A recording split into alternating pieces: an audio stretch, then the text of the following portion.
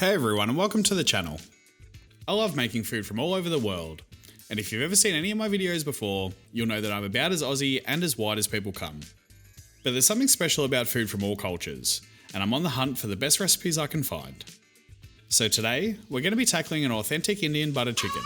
If that sounds like something you're into, hang around to see how this goes. This video started while I was doing some recipe research, and I came across this recipe from a channel called Curried. Holy shit, that's a lot of views. But 48 million can't be wrong, can they? I definitely need to give this one a go. So let's have a quick look at the instructions and get to it. So first, let's begin with the chicken. I have some chunks of chicken here. Some chunks of chicken.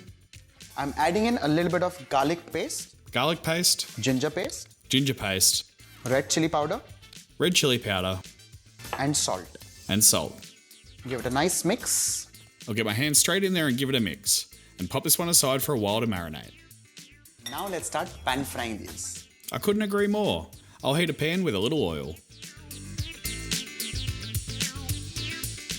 Let's start frying these chicken pieces. I've got a lot more chicken here, but I'll fry mine in batches.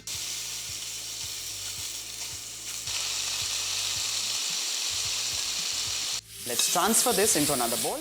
Into the bowl it goes while I cook my pile of chicken.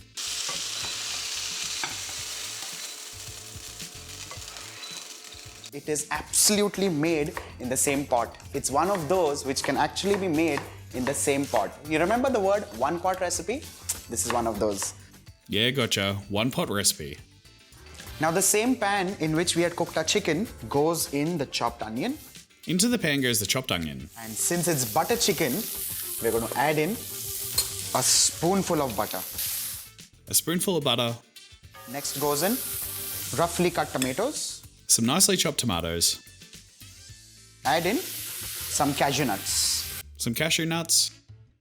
Once this is evenly mixed, I'm going to add in some water. Some water from my far less fancy looking jug. Now goes in the garlic paste. More garlic paste. Some salt. Some salt.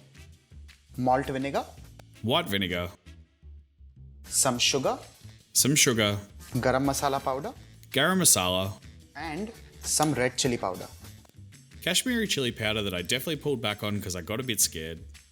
We're going to let this mixture simmer for at least 15 to 20 minutes till the time the entire thing becomes nice and mushy, so that we can then run it into a mixer to a fine paste.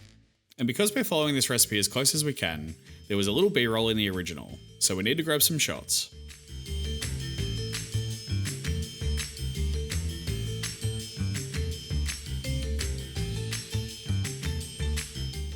And now I blend it into a fine pulp.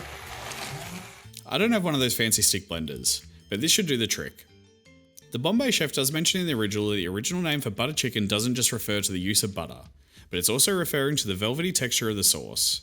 And that's something I never knew, and it makes sense as to why you'd take the time to blend the sauce ultra smooth. It's a cool thought, and it makes total sense when you think about it. Now that this has pureed well, I'm going to strain this in the same pan. And now that this has been obliterated by my bigger blender, I can strain this back into the same pan. Just for the record, it does seem that if you have a strong blender, it breaks down everything so there's basically nothing behind in the strainer. And now is the time where goes in the butter, cream, kasuri methi and the chicken. In goes the butter, cream, and the one ingredient on the list I couldn't get my hands on, and there's no way I can pronounce it, so I've simply left it out for the moment.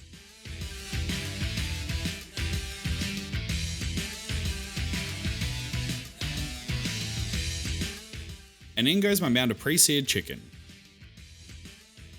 Now I'll let this gravy simmer for 5 to 7 minutes, and here you have butter chicken just done and ready.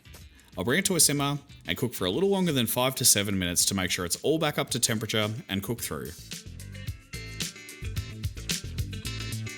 Alright, that looks cooked. Into a bowl it can go, and there's even a little there for the bench. Now finally goes in some fresh cream and some kasuri methi. Some fresh cream and a little coriander because, well, I can pronounce it. And there we go, the most viewed butter chicken recipe in the world. It's a little different to the recipe I would normally use, so let's see how it tastes. Yeah, okay, that's pretty delicious. I can see why so many people are into this one. The thing that takes this one to the next level for me is the cashews. I've never done that in butter chicken, and it's a welcomed, creamy, nutty addition. This isn't a perfect recreation, but it's really fun working on someone else's recipe for a change. Thanks for the delicious recipe, Get Curried. I'll link the original video in the description below if anyone would like to check out the original. Thanks for hanging around, everyone. If you liked it, please consider giving the video a like and subscribing to the channel. See you on the next one!